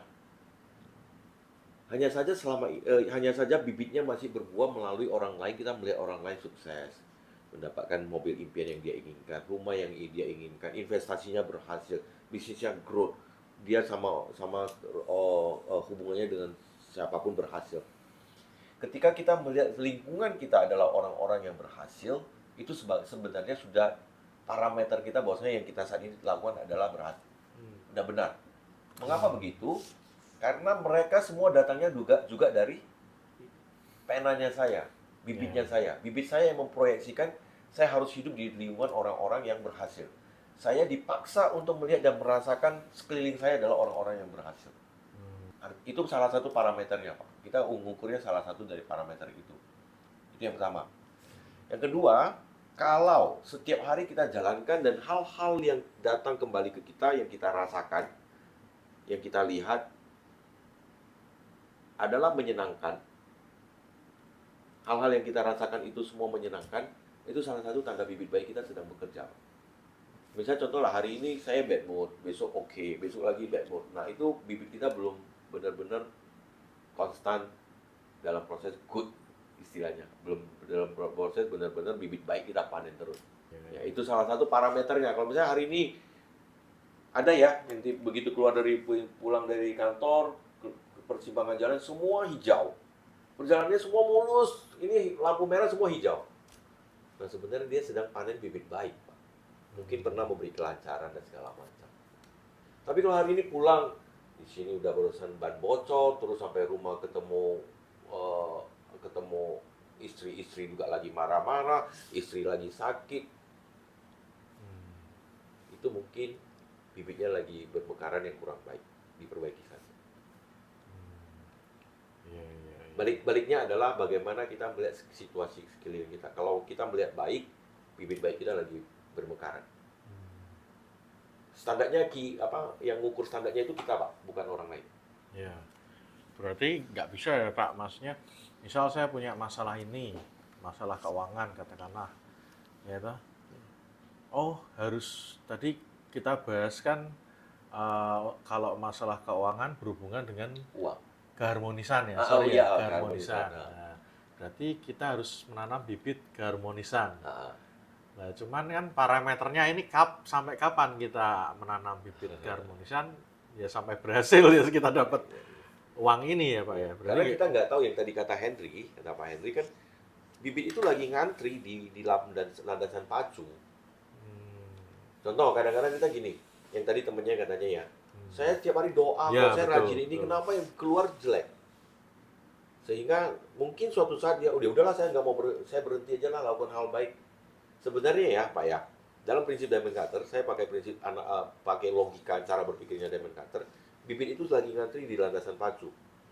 Pesawat pertama, pesawat kedua, kita pesawat yang kelima ini, anggap saja yang terakhir. Begitu pesawat kelima datang, kita boleh nggak duluan terbang? Kita pesawat 5 nih, Nah, terakhir muncul di belakang. Ini ada 4 pesawat di depan. Kita boleh nggak? nggak bisa dong. Dia harus ngantri kan. Nah cuman yang ngantri keluar ini yang jelek. Yang jelek misalnya contoh katakan bibit buruk yang muncul. Yang kita lakukan apa Pak? Ngedumel kan. Saya lakukan baik loh, kok nggak Sia-sia. muncul? Padahal dia lagi ngantri nomor 5. Iya. Harusnya kita, ini pesawat kelima gua, bentar lagi gua. Karena ini yang buruk udah keluar. Nomor 2 pasti baik. Oh buruk lagi, berarti kita semakin dekat kan ke pesawat kelima. Harusnya kita berbahagia karena justru ketika kita lakukan hal baik itu mendorong semua yang jelek keluar dulu. Oh gitu. Yang kita pakai istilah namanya pemurnian. Oh, murni. Tapi ada kabar baik yang satu. Wah, apa ini? Tadi kan ngantri nih ada 4 di depan. Oh. Yang belakang ini, masa harus nikmatin yang buruk-buruk dulu kan? Bisa nggak yang kelima ini Nyalip. motong, nyalip? Menurut Pak Bintang mungkin nggak? Nggak mungkin ya, gimana caranya? Mungkin. Mau tahu? Ya, mau tahu ya. Ayo Datang ke KUK workshop paling dekat nih. Ya, cara kita. Kita ada Oh. kelas khusus untuk itu. Kita belajar nanti lebih detail lagi. Dan itu langsung diajarkan oleh kedua teacher kita, Profesor Sugeng dan asisten Profesor Cynthia. Kapan itu, Pak Henry? Nanti di Palembang ya, kok Iya, ya? Oh, di 28, Palembang. 28 dan 29 Juni 28 dan 2029. 29 Sabtu Juni. dan Minggu Palembang. Wah, menarik nih. Bagi teman-teman mungkin yang punya waktu bisa nih Ya, langsung ke Diniatkan datang. Palembang, diniatkan datang. Kebanyakan manusia ya, termasuk saya sih. Jadi waktu kita menunggu bibit baik kita keluar, kadang kan ada yang kuat nahan dan ada yang nggak kuat Ya, nahan. ya, Maksudnya kan kita kalau menghadapi permasalahan-permasalahan atau keadaan-keadaan hidup yang tidak baik, masalah terus seperti itu. Kadang kan kita ya menurut saya ya sekuat-kuatnya kadang kan ya namanya manusia Ada ya batasan. ngeluh juga tuh. Ya, ya, kok ya, ya, ya. aku kok yo sial terus sampai kadang mungkin ada yang putus asa, wis gak perlu doa meneh. Ngapain aku berdoa? Oh, gak ada hasilnya kok aku sial terus. Gitu loh. Ya kan terus ada yang protes termasuk seperti teman saya. Aku sudah baik kok ya ini Nggak adil. sial terus gak adil gitu. Lah bibit baik kebaikanku nih datangnya kapan? Wong aku ya sudah sabar terus nunggu tapi kok yo kapan panennya? iya kapan panennya. Nah, ada tip khusus nggak untuk menghadapi kondisi-kondisi seperti ini? Ketika kita mengharapkan, dalam tanda kutip kita menunggu, mengharapkan, sebenarnya kita lagi melatih diri kita jadi pelit, greedy. Oh iya. Ya, karena kita kok belum balik ya, kok belum datang ya, kok investasi saya belum berhasil ya, kok tanam bibit saya belum berhasil. Kita melatih diri kita berbuat baik itu enggak tulus, enggak ikhlas. Seharusnya gimana, Pak? Tanam saja, kita berbahagia, kita bangga sama diri kita sendiri yang dalam keadaan kondisi apapun kita mau memikirkan kepentingan orang lain juga, membantu orang lain. Kita bersyukur selama kita penuh tantangan, kita juga mau membantu orang lain. Dan kita berkomitmen untuk melakukan hal ini lagi, bukan hanya ada kesempatan, bahkan kita menciptakan kesempatan itu buat orang lain, sama-sama membantu orang lain. Rilis saja, Pak. Ikhlas kita lakukan, itu semakin cepat, Pak. Dan satu hal lagi, pada saat kita tanam bibit itu, apakah kita selalu menanamnya dalam 3 keadaan? Itu apa kita rasa itu sederhana, mudah, dan bahagia. Itu yang paling penting. Dan ditambah lagi dengan ketulusan dan kebaikan hati kita pas kita lagi nolong. Apakah kita ngebantu orang lain ataupun membahagiakan orang lain, tapi mikirnya itu hanya untuk diri sendiri. Itu yang membuat yang seperti Pak JT bilang, kita jadi greedy, kita tamak. Kita jadi ngatur alam semesta, mungkin Tuhan, kenapa ya kok belum dikasih ya? Iya. Kita jadi ngatur gitu. Tapi Ya, kalau betul. kita lakuin easy, simple, and fun, dan ketulusan dan kebaikan hati kita lakuin, biarkan alam semesta bekerja. Nanti ada aja kejutan-kejutan yang nggak pernah kita tahu. Kita Iya. tentunya pernah akan mengalami satu hal yang nggak pernah kita bayangkan tiba-tiba datang. Miracle. Miracle. Bahkan yang buruk juga, ya kan? Ya itu Pak, rilis saja, kita jangan ngatur bagaimana cara kerjanya Iya. Tuhan, bagaimana cara kerjanya alam semesta. Karena kalau kita ngarep, kita tentu ini kapan ya sama dengan kita ngatur Nuntut. karyawan kita, lu kapan kasih laporan? Kalau Pak JT sendiri, seberapa besar nih sebelum kehidupannya Pak JT ini sebelum mengenal IDW dan setelah Iya, mengenal iya. IDW? Ya, kalau kita pakai istilah, kalau biasanya kan kalau di tahun itu sebelum Masehi dan setelah Masehi.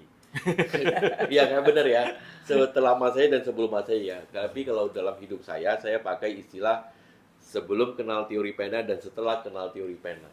Oh, teori pena yang Iya, tadi teori pena tadi. Karena dijelaskan ya. pada saat saya mendengarkan teori pena dari Geshe yang bercerita, saya merasa saya punya kekuatan untuk merubah hidup saya. Biasanya kalau kita bilang ini pena datangnya dari sisinya dia, artinya pena ini nggak bisa kita rubah lagi. Tapi karena datangnya dari sisi kita, saya, ya. saya punya kuasa atas hidupnya saya untuk merubah keadaan saya saat ini. Karena datangnya dari saya, artinya yang bertanggung jawab saya. Misalnya contoh istri yang suka marah-marah itu kalau kita bilang dia yang suka marah-marah, artinya ya udah kita nggak bisa merubah lagi kan. Ya. Kondisinya Henry Pak Henry tadi kan di depan rumahnya berisik, nggak bisa dirubah dong kalau misalnya berisik itu datangnya dari sana. Tapi karena datangnya dari sini, Pak Henry tanam bibitnya supaya tidak mengganggu orang lain sehingga kondisinya berubah kan. Tidak perlu negur, apalagi dengan cara kasar. Yes. Kita hanya perlu, kayaknya gue pernah lakukan ini deh ke orang lain dan sering, ya udah dirubah saja. Dan banyak sekali ya contoh-contoh ya semenjak kita keliling Indonesia membawa prinsip ini dari tahun lalu, banyak sekali kita dapat testimoni atau kesaksian dari teman-teman. Ada yang kanker 9 cm sekarang tinggal 1 cm, ada yang tagihan 4M macet sudah bertahun-tahun selesai tanpa tagih, ada yang harmonis di keluarganya 13 tahun nggak pernah ngomongan, sekarang udah bisa travel bareng. Bahkan ada yang sudah mau bercerai sekarang punya anak kembali. Ada yang sudah 4 tahun berkeluarga belum punya momongan, sekarang diberikan momongan, anaknya sudah hampir 3 tahun. Banyak sekali cerita-cerita ini kita keliling dapat dari seluruh Indonesia. Ada yang omset hanya dalam waktu 9 bulan melejit sebesar 3.000%. Banyak sekali kita dapat cerita-cerita begini, dan itu yang jadi booster kita, vitamin kita untuk bawa ke seluruh Indonesia. Berarti Pak JT ini sudah apa namanya, istilahnya keliling Indonesia untuk menjadi volunteer ini ya, Pak ya, untuk kita berdua volunteer.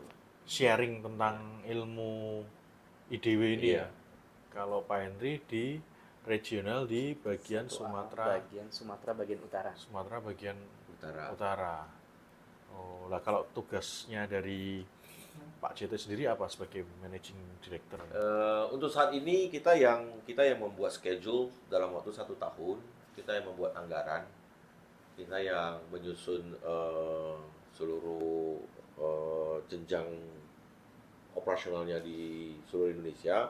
Kayak Sumatera dibagi 2 region dan Jawa dibagi jadi 2 region. Nah, untuk masing-masing region itu ada person in charge-nya, terus di bawah region itu ada komite kota, terus operasional mereka standarisasi seperti apa, karena kita butuh satu sistem. Saya selalu berpikir begini Pak, organisasi itu kalau mengandalkan personal itu nggak bisa growth. Tapi kalau mengandalkan sistem yang bekerja, JT ini kan bisa besok-besok kan bisa tiba-tiba bisa saja banyak hal terjadi. Kalau ngandalin orang, JT-nya nggak ada, IDW nggak jalan dong. Nah, saya buat sistemnya supaya sistemnya yang bekerja, sehingga waktu JT nggak ada pun kebaikannya harus jalan terus, prinsip ini harus jalan. Nah, saya yang susun SOP segala macam, yaitu. Dan sekaligus buka kelas, kita yang propose ke kota-kota baru, kita approach teman-teman baru, mau nggak ngambil tanggung jawab untuk kota ini. Kita coba rangkul kembali semua teman-teman yang sudah terbukti memakai prinsip ini dan mau membantu kembali ke komunitas. Kalau di Indonesia ini sudah berapa Pak anggotanya? Kalau alumni sudah hampir 1.500. 1.500. Selama perjalanan prinsip Diamond Cutter ini masuk pertama kali tahun 2014 ke Indonesia. Pada saat itu organisasinya belum IDW, masih organisasi yang lain. Nah, semenjak tahun lalu IDW dipercaya untuk organize semua acaranya Geshe Makerus di Indonesia. Banyak sekali kita lakukan manuver ya, yang biaya workshopnya 15 juta kita jadikan sisa 2 juta. Karena kita mendapatkan donatur yang luar biasa mau membantu perkembangan IDW sampai dengan tahun 2029. Keren ya. Tahun ini donatur menganggarkan dana sebesar 2 miliar untuk 38 kelas secara nasional. Donaturnya itu juga pasti alumni juga ya, Pak? Sebenarnya harus kita tanya begini, Pak. Kenapa donaturnya mau, Pak? Oh. Ya kan? Kenapa dia mau ngeluarin 2M untuk Ya, pastinya tahu ilmu bibit juga ya. karena dia sudah praktek dan dia sudah mendapatkan itu berkali-kali lipat dari 2M itu, Pak. Nampak hasilnya. Pertumbuhan donatur ini luar biasa. Luar biasa banget. Dia kenalnya dari tahun 2019. Pada saat dia ikut workshop, saya pertama kali jadi volunteer, Pak, di Bandung. Beliau masuk ke kelas sebagai peserta, saya pertama kali jadi volunteer relawan di workshop. Oke, perjalanan beliau saya ya ngikutin. Tahun 2019 itu semua bisnis harus pending dulu, stop dulu. Tidak serta-merta stop ya, cuman perlambatan kan, semua bisnis lambat kan 2019 kan. Ya, COVID ya itu waktu itu. Tapi pemasukan dia, income dia tidak kalah jauh dari 2019, sebelum 2020. Malah jauh lebih besar dari 2020 sebelum COVID. Pertumbuhan beliau secara keuangannya luar biasa sekali, Pak. Nah, sehingga dia mau support organisasi IDW. 1 tahun ini gelontorin 2M, Pak. Angka yang cukup besar ya. Iya, besar itu. Untuk teman-teman duduk di kelas, belajar selama 1 hari, bayarnya donasi sukarela. Bukan yang intensif ya, tadi yang kita ke Palembang itu intensif. Ini yang kelas pengenalan, dan kita lakukan di hotel, udah include makan, 1 kali lunch, dan 2 kali coffee break. Donasi sukarela, Pak. Kita bayar 5.000, ataupun bayar 5 juta, ataupun bayar 50 juta, sama. Bukan saja beliau, tapi sekeluarganya beliau memakai prinsip ini, membuktikan mereka berhasil semua. Selain di Indonesia, Diamond Carter ini ada di mana saja, Pak, di negara? Ada di 25 negara, 25 atau 35 negara. Hah? 25 ya. 25 negara. Ada di Malaysia, pastinya, di Singapura, Vietnam, China, Rusia, Taiwan, Jepang, Ukraina, Jerman juga ada, Meksiko, Turki, di Amerika Kanada. juga ada. Amerika. Banyak sekali. Banyak sekali. Berarti ilmu Diamond Wisdom ini memang kalau memang nggak ada hasilnya, nggak mungkin ada di banyak negara. Dan alumni di Indonesia sampai 1.500. Ya. Termasuk saya juga alumni dari IDW nih. Kemarin bulan 12 ya, Pak ya? Iya, tapi masih baru. Saya perlu mungkin tegaskan lah ya, di prinsip Diamond Cutter sebenarnya tidak ada yang kita katakan baru atau lama. Hanya saja kita pakai tidak. Kita pakai nggak setiap hari. Bahkan ada yang sudah dari tahun 2014 sampai saat ini berarti udah hampir 11 tahun. Kehidupannya juga masih seperti itu. Karena dia tidak pakai. Tapi ada yang barusan ikut 2 bulan yang lalu, dia pakai, berhasil. Dan sampai sekarang dia tetap pakai setiap hari. Ya, kalau saya sendiri sih sebetulnya sebelum mengenal IDW ini, saya sudah melakukan tanam bibit seperti itu. Yang saya maksud adalah hukum tabur tuai. Jadi saya prinsipnya ya udah, kalau kita tabur bibit baik, pasti kita akan menuai sesuatu yang baik. Tapi setelah saya mengikuti IDW ini, ternyata bisa spesifik ya, spesifik di keuangan, spesifik di keharmonisan, kesehatan, tenang pikiran. Nah, ya justru saya bisa menggali lebih.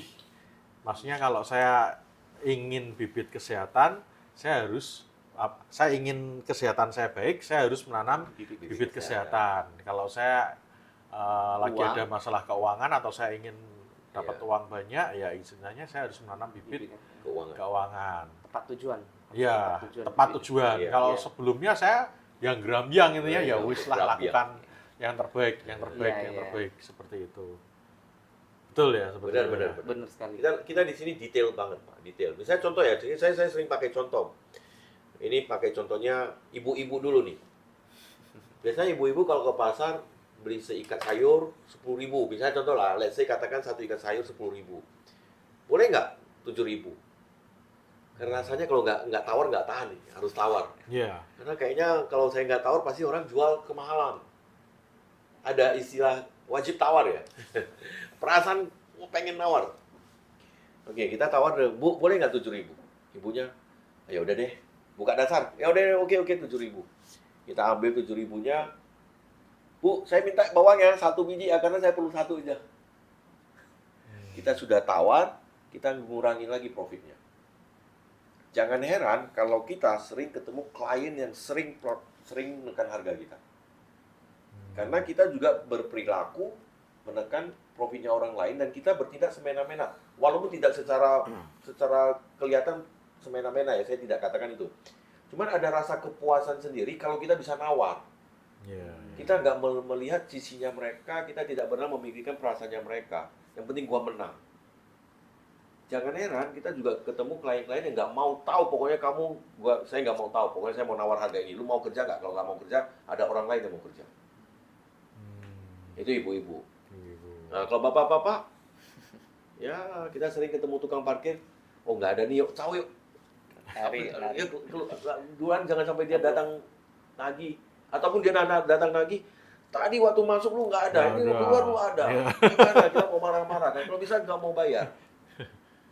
Nah, jangan heran kalau kita juga ketemu klien yang sering berkata kasar ke kita, ataupun janji mau kasih kontrak tetapi tidak, karena kita sering PHP tukang parkir. Ya, kita bersikap menipu atau Manipulatif. Ya, manipulatif. Nah, seakan-akan kita akan dihadapi orang-orang yang suka memberikan janji-janji yang tidak pernah ya ntar gua kasih lu project, oke. Bahkan tanda tangan tapi nggak jadi. Karena kita sendiri juga sering seperti itu. Nah, dalam prinsip diamond cutter itu, kita mau makan sebiji semangka nih. Yang kita tanam sebiji semangka atau satu bibitnya? Satu bibit dong. Satu bibit kecil, buah semangka yang segitu gede. Hal kecil yang kita lakukan sesederhana mungkin hanya cek ke orang lain, atau mata melotot, atau agak gini, kita akan menemani hal yang gede. Mungkin sampai di rumah ya diomelin sama istri. Hanya kita cek sama tukang gojek aja. Karena bibit kecil, buahnya besar. Saya jadi ingat pengalaman saya waktu kecil, Pak. Oh. Jadi waktu kecil itu kan saya nggak punya banyak uang itu, Pak. Ya, katakanlah waktu SD atau SMP lah. Terbatas saya. Terbatas. Saya kan diberi uang saku. Nah, saat uang saku saya habis atau kurang, kadang saya itu di kantin tuh sering ambil makanan, terus bohong. Oke. Seperti itu. Nah, terus misalnya nih ada kejadian lagi, masalah yang tukang parkir. Ketika saya parkir, karena saya nggak punya uang, saya buru-buru kabur. Biar nggak bayar ya. Nggak bayar, saya sengaja. Saya kabur karena saya nggak mau bayar, bukan karena saya nggak mau bayar, tapi saya kabur karena saya nggak punya uang. Cash. Nah, itu seperti apa, Pak? Kalau kita dihadapkan kayak misal kita nggak punya uang, tapi ternyata di suatu tempat itu ada tukang parkir. Mau tidak mau kan, pasti kita kabur kan? Kalau nggak kabur pun, maaf Pak, saya nggak ada uang. Lah itu gimana Pak kalau seperti itu? Ya, ada lebih baik kita ngomong jujur. Saya nggak punya uang. Terlepas dari kondisinya, belum tentu kita ngomong nggak akan diomelin kan? Belum tentu juga tukang parkirnya akan marah-marah atau maksa lagi kan? Ya. Tapi kepedulian kita, kebesaran hati kita untuk mengaku, berkata jujur bahwa saya nggak punya uang, itu yang penting Pak. Saya ada pengalaman juga Pak. Kalau ini ya terakhir ini sama tukang parkir. Saya nggak ada uang kecil Pak. Kebetulan habis. Dari dompet saya tuh hanya ada 100.000. Jujur di dalam hati saya kadang, wah kalau saya kasih 100.000 kok ya kebanyakan. Iya. Ini ya habis ini saya mau ada ketemu sama orang, saya kan ya butuh juga, ya kan. Kalau nggak saya kasih kok ya kok kayak kebangetan banget saya. Iya. Saya kayak ada di persimpangan jalan harus membuat keputusan apa gitu. Nah, itu bibitnya berbeda lagi Pak. Karena kita sering membuat orang lain di persimpangan jalan juga. Contoh simpel, mau makan apa Pak hari ini? Oh. Terserah. Iya. Sehingga yang beli makanan buat kita juga, ini gimana ya mau beliin makanan ini, nanti nggak suka. Sehingga kita dihadapin kondisi yang harus membuat kita bingung. Iya, Itu iya. harus disadari itu dulu, dan setelah itu baru reaksi kita mau seperti apa. Oh oke, dalam 1 jam, 2 jam ke depan saya nggak mau buat orang lain bingung. Tapi ini tukang parkir gimana? Harus dibayar loh. Iya. Ya, Pak ada kembalian nggak Pak? Kalau dia nggak bilang kembalian, ya gimana Pak ya ini ya, saya lagi butuh juga uang ini gini. Atau Pak boleh nggak kalau Bapak percaya nanti saya kembali lagi untuk bayar double. Tapi tanggung jawab kita ya tetap harus ngaku, ada salah ya tetap harus. Iya, iya. Tapi yang harus disadari dulu itu Pak, kenapa saya bisa berada di kondisi Sulit dilema. mengambil keputusan. mau A atau B, karena dua-duanya sulit. Karena kita sering membuat orang lain kesulitan juga mengambil keputusan. Ya, kalau sekarang kan sudah paham, Pak. Cuman yang sudah saya lakukan dulu itu bagaimana, Pak? Kan intinya saya menanam bibit keburukan ya, Kak. Saya nggak punya duit, sengaja kabur itu. Nggak punya duit, makan misal kalau makan soto biasa tempe ngambil 3, bilangnya 1. Oh, ya. Oke. Dalam prinsip Diamond Cutter, kita ada namanya salah satu toolsnya adalah 4 power atau 4 kekuatan. Nah, ini sebenarnya tools yang diajarin di dalam kelas intensif. Wah, boleh dikasih bocoran di sini, Pak? Iya boleh sedikit, tapi kalau mau lebih detail lagi di dalam. 4 power itu ada 4 step. Namanya 4 kekuatan 4 power, tapi stepnya juga ada 4. Yang pertama adalah kita ingat, ini juga datangnya dari saya. Contoh, saya hari ini diomelin istri, saya pakai contoh istri. Saya hari ini diomelin istri. Ingat, istri yang suka ngomel itu juga datangnya dari saya, karena saya pernah ngomelin orang, mungkin hanya sebagai kata agak keras ngomong ke orang lain, agak jerit sedikit ya. Sehingga hari ini berbuah di istri. Itu yang pertama dulu. Datangnya dari saya. Ingat pena. Step pertama ingat pena. Datangnya dari saya. Step kedua kita melakukan penyesalan. Aduh, kemarin ngapain ya? Gua ngomelin anaknya. Cukup menyesal dengan cerdas. Bukan menyalahkan diri sendiri yang berlebihan. Saya kok goblok ya? Gua udah belajar ini kok nggak ngerti-ngerti? Kok gua bego ya? Tidak seperti, aduh, salah kemarin udah selesai. Nah, 2 tahap pertama ini sebenarnya bibit buruk 50% sudah hilang, Pak. Karena kita menyesal dengan perbuatan buruk yang sudah kita lakukan. Oke. Nah, untuk melengkapi supaya bibit buruk ini tidak keluar terlalu besar atau kita bantet, tidak berkembang, ada 2 step lagi, yaitu berkomitmen untuk tidak melakukan hal ini dalam jangka waktu menantang. Contoh, saya ini tipikal yang suka marah-marah, Pak. Mungkin kasih tantangan dalam diri 6 jam ke depan jangan marah ya. Bisa nggak 6 jam? Kayaknya sulit. 3 jam aja dulu deh. Ya udah, mulai dengan 3 jam dulu, jangan marah-marah. Bahkan ada beberapa teman-teman yang di kota-kota lain, mereka memberikan waktu itu hanya cukup 5 menit. 5 menit itu saya jangan marah dulu. Karena dia nggak bisa 1 jam. Contoh lagi dihadapin sama karyawan nih. Karyawan lagi, ini harus pakai cara tradisional, cara lama, harus marah nih. Tapi dia tahan dulu 5 menit. Jangan marah dulu. Menit ke-6 baru dia marah. Nah, kita jangan pakai janji yang tidak bisa kita penuhi. Saya mulai hari ini dan selamanya nggak mau marah. Bisa nggak, Pak? Sulit sekali. Berat ya. Ya 5 menit aja menantang, apalagi seumur hidup kan. Nah, kita pakai waktu yang menantang juga. Tidak lakukan hal yang sama.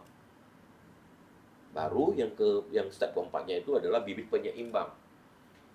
Kita dalam waktu 1 jam ke depan, saya akan berkata ramah, lawan dari amarah. 1 jam bisa nggak? Ya, 30 menit ke depan deh. Kalau ada yang datang, saya ketemu orang, saya sengaja ketemu orang, 30 menit ke depan saya akan berkata ramah. At least, kalau kita nggak bisa berkata ramah, memberi senyum, Pak. Nah, itu lawan dari amarah. Nah, ini namanya 4 power. Akan dijelaskan lebih detail lagi oleh guru di kelas. Nah, kalau ini kita lakukan memang lengkap, bibit buruknya itu lebih kecil lagi. Bahkan kadang-kadang keluar kita nggak berasa. Hanya mungkin satu stopan lampu merah saja. 1 stopan lampu merah, terus kita udah hijau, ada yang slow lewat lagi. Hanya sekedar itu aja keluar. Wah, luar biasa. Jadi aku tambahin lagi, tadi kan pertanyaan Pak Bintang kan bahwasanya kan itu udah lama saya kerjain gimana? Iya. Yang itu yang tadi ngambil makanan di kantin Ya. gitu kan. Pak Bintang sadari itu adalah salah satu penanaman bibit yang buruk yang mungkin pada saat itu kita nggak paham, kita nggak bijaksana. Kemudian Pak Bintang rencanakan untuk menyumbangkan bibit itu. Pak Bintang merasa menyesal apa yang telah pernah dilakukan, dan Pak Bintang langsung berkomitmen mungkin 1 hari ke depan atau 2 jam ke depan. Pak Bintang komitmen, oke, saya akan berlaku jujur kepada siapapun, bahkan itu kepada anak saya ataupun kepada istri saya. Lakukan dengan tadi 4 langkah itu juga boleh. Contohnya, oke, karena hari itu saya berbicara tidak jujur, hari ini saya akan berbicara dengan, contohnya seperti apa? Misalnya nanti orang rumah nanyain mau kemana, oke, saya jawabnya dengan jujur, mau ketemu dengan siapa, ngapain aja, tanpa harus ditutup-tutupin. Lakukan itu. Nah, pada saat itu Pak Bintang lakukan itu, sebenarnya Pak Bintang sudah melemahkan bibit yang dulu-dulunya mungkin puluhan tahun lalu sudah pernah lakukan. Dan lakukan repel terus lakukan itu. Nah, biar supaya nanti bibitnya yang tadi Ko JT bilang, bibitnya akan keluar tanpa mungkin Pak Bintang rasakan. Wah, keren nih. Bisa saya praktekkan ini nanti. Nah, Thank terus you. jangan sering-sering ingat lagi Pak kejadian buruk yang kita lakukan. Yes. Karena itu sama dengan kita memberi vitamin, air, matahari kepada hal-hal buruk yang kita lakukan. Biarin aja, oh saya pernah lakukan, oh iya udah, kita full power, begitu teringat full power. Iya. Kalau nggak teringat ya nggak usah dilakukan, kalau teringat full power. Oke. Terus tanam bibit bermurah hati, karena kita ngambil hak orang lain. Lawannya adalah bermurah hati. Bermurah hati.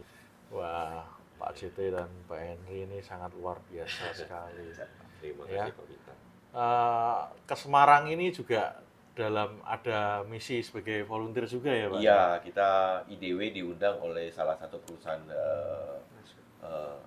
perusahaan swasta. Bukan kebetulan ya, pemiliknya adalah juga alumni. Minta kita bawain kelas short kelasnya ini 1 hari di perusahaannya. Cuman kalau yang untuk kita namakan MK, magnet keberuntungan. Ya. Kalau yang kali ini MK-nya di corporate, bukan MK umum. Kita lakukan juga ke corporate perusahaan-perusahaan. Kita diundang. Minggu lalu kita di perusahaan salah satu agensi asuransi di Medan. Minggu ini di perusahaan swastanya Ibu Gracia Arhadi Fajar Utama. Arhadi Fajar Perkasa. Kita lakukan training 50-an SDM-nya, staffnya. Nah, kalau yang untuk corporate kita ada tambahan, ada leadership, ada time management, ada teamwork. Kalau yang untuk corporate, tapi kalau yang umum semuanya totally ngomongin tentang prinsip dan kata.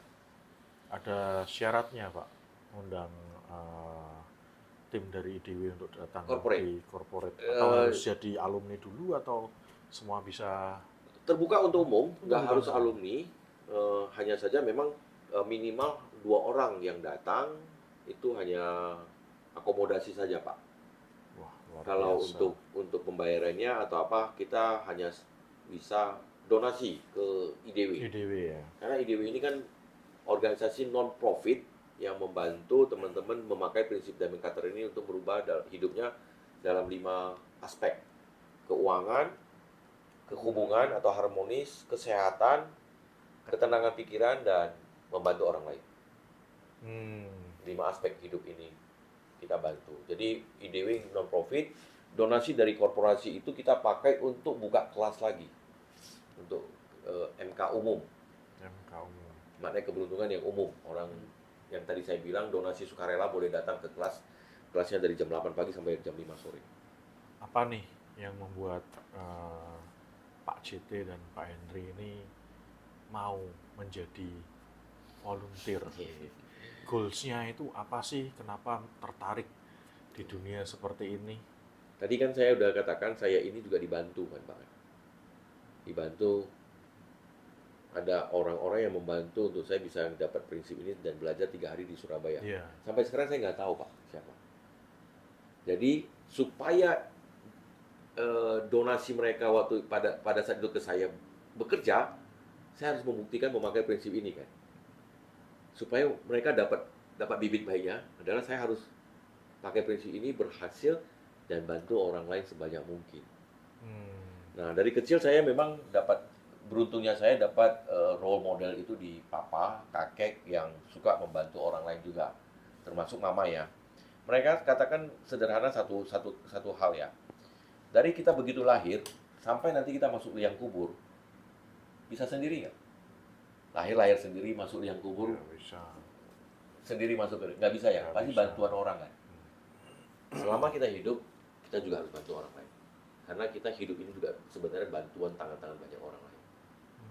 Terutama apalagi saya udah kenal prinsip ini dan saya dibantu, Pak. Oh, oke. Jadi memang ya kita berusaha lah ya, dedikasikan hidup kita, waktu kita untuk bantu teman-teman. Jadi ya Berarti goals-nya itu, Pak. goalsnya IDW sendiri tahun 2029 kita bisa menjangkau 10.000 orang untuk masuk ke kelas makna keberuntungan. Dan kita pakai filosofi mercusuar. Jadi satu teman baru yang masuk ke dalam kelas makna keberuntungan kita katakan satu mercusuar. Filosofi mercusuar ya Pak ya, berdiri tegak di ujung karang, kesepian malam-malam gak ada yang temenin, gelap-gelap tapi dia sendiri punya sinar, nyinari sekeliling supaya kapal-kapal nggak tabrakan, nggak karam. Jadi kita anggap satu alumni magnet keberuntungan, satu mercusuar. Semoga tahun 2009 kita capai di angka 10.000 Pak. Sampai saat ini kita udah sampai di angka 1.450 lah. Amin, amin, amin. Bapak bagi waktu dengan keluarganya gimana, Pak? Nah, memang selama 1 tahun, terutama 1 tahun ini, 4-5 bulan terakhir ini, Sabtu Minggu saya jarang sama anak istri karena sering keliling kota. Saya ada ngobrol kemarin waktu di awal tahun ngobrol ke anak-anak. Ini jawab papa Sabtu Minggu nggak ada di Medan. Gimana dengan kalian? Ya nggak apa-apa lah, ganti ke Rabu atau Kamis. Ya udah dapat kesepakatan. Dan Rabu dan Kamis. Dan saya biasanya kalau ada waktu di Medan, kadang-kadang nggak dapat Rabu, Kamis, 2 jam sama mereka. Yuk mau kemana? Berusaha berikan dulu kemana anak-anak. Tapi sebenarnya anak-anak saya bersyukur ya dapat keluarga yang cukup suportif, mendukung. Karena saya dari awal saya udah ngomong ke mereka, usia papa nanti di usia 51, 52, hidup ini udah dedikasikan buat orang lain, bukan buat keluarga lagi. Wow. Saya udah sampaikan di awal. Tapi karena ini udah mau masuk ke sana kan, dari mereka kayaknya mereka udah mulai ya udahlah, papa buat orang lain aja. Nah, sekarang berapa, Pak? Sekarang di usia 40 berapa ya? 47 ya, 48 lah. 48. Ya sebentar lagi ya. Ya, 5 tahun. Jadi ini persiapan, anak-anak kita persiapan. Setidaknya kalau dulu papanya nggak di rumah karena nakal, ini papanya nggak di rumah karena bantuin orang lain. Nah, Pak JT sendiri ini full time di IDW atau Full time. punya kesibukan lain sebagai Nah, pengusaha atau apa? Ya, kami ada beberapa bisnis lah ya. Nah, saat ini bisnis Oh, yoga tadi ya, Pak. Ya? yoga studio Yoga studio. operate by istri, terus kita ada akademi untuk membantu teman-teman yang mau shifting dari offline ke online bisnisnya. Itu juga diurus sama satu teman lagi, teman dari IDW juga. Cuma saya serahkan sekarang, saya hanya ngambil loyalty. Saya ada investasi lah ya, investasi di instrumen keuangan. Terus saat ini kita juga lagi ada mau build satu bisnis, kita akan serahkan ke istri juga. Wow. Karena kami pengennya kemana-mana itu jangan sampai ternodai oleh bisnis. Jadi saya datang itu dengan bendera IDW. Saya nggak pernah jualan, Pak. Iya. Saya nggak pernah ke kota-kota itu pakai, oh saya ada ini, kamu mau nggak? Saya nggak pernah nawarin. Karena saya mau, ya ada bisnis pun, nah kamu yang kerjain ya, istri ya, teman yang ngerjain ya. Tapi kita ya, income kami datang dari sana. Wah, luar biasa sekali. Ya bersyukur lah Pak, bersyukur banget. Pak Henry? Kalau aku pribadi sama ya seperti Pak JT ya, karena kita dalam hidup ini semua butuh bantuan orang. Nggak mungkin kita bisa semuanya sendiri, hidup di dunia ini sendiri. Jadi salah satu dedikasi kita atas kebaikan orang lain, kita juga berikan juga kepada orang dengan membantu menyebarkan prinsip ini ke banyak orang. Karena mungkin banyak di luaran sana yang mungkin punya masalah, punya problem, yang mungkin sampai hari ini nggak tahu jawabannya apa. Nah, kita menjadi salah satu perpanjangan kasih dari Tuhan untuk membantu mereka sehingga bisa mereka mendapatkan jalan dan titik terang untuk masalahnya. Karena melalui kelas-kelas yang kita bawa ke seluruh Indonesia, itu bisa membuka cara pandang yang berbeda, cara hidup yang berbeda untuk membantu mereka. Karena buktinya dari semenjak bulan Januari hingga hari ini kita banyak mendengarkan kesaksian apa yang mereka dapatkan setelah mereka benar-benar mempraktikkan sistem ini dan benar-benar berhasil dan menyelesaikan masalah mereka. Dan itu merupakan salah satu kepuasan buat kita juga ya Ko ya. Itu. Kita bisa melihat teman-teman sukses. Iya. Dan tentunya karena kita melihat banyak orang sukses, kenapa kita nggak sebarkan lebih banyak lagi? Sehingga setiap orang tidak ada yang terbentur seperti tadi Kapal. mercusuar kapal yang terbentur oleh Tabrakan. kapal. Oh. Iya, tadi kenapa alasan kedua kenapa saya mau serve di sini, ini adalah bentuk pelayanan saya kepada guru saya. Teacher Michael Rose, teacher Profesor Sugeng, sama asisten Profesor Cynthia. Bentuk pelayanan saya ke mereka bertiga adalah dengan melayani komunitas CDW di Indonesia. Oke. Karena kan bawa nama mereka juga. Iya. Itu bentuk saya pelayanan saya kepada guru saya lah, mereka bertiga. Bukti cinta kita juga apa yang telah mereka ajarkan kepada kita, bagaimana kita juga bisa menyebarkan hal ini ke lebih banyak orang Iya, lagi. Salah satu bukti pelayanan kita. Terus IDW ini tidak spesifik ke satu agama tertentu ya Pak ya? Iya. Bukan ya? Iya. Walaupun tadi historinya Iya. apa? Dari Tibet ya. Dari Tibet ya. Ya, Jadi yang bawa prinsip ini ke Indonesia justru teman-teman kita yang Muslim. oh ya? Yes. Wow. Orang pertama yang bawa ke Indonesia teman kita Muslim. Hmm. Saat ini banyak praktisi kita juga dari berbagai kalangan, dari ibu rumah tangga, dari yang ya banyak lah, pengusaha, karyawan, Nasrani, Muslim, Hindu, Buddhis. Kita tidak mau membatasin IDW itu dengan salah satu identiti. Karena kita ingin semua orang merasakan manfaatnya. Ya. Tantangan terberatnya apa Pak jadi volunteer seperti ini Pak? Tantangan ya Pak ya, kalau Iya. katakan volunteer ya Pak ya. Hanya tantangannya itu kembali lagi diri kita sendiri sama perasaan kita Pak. Tantangan dan kesulitan lah. Iya.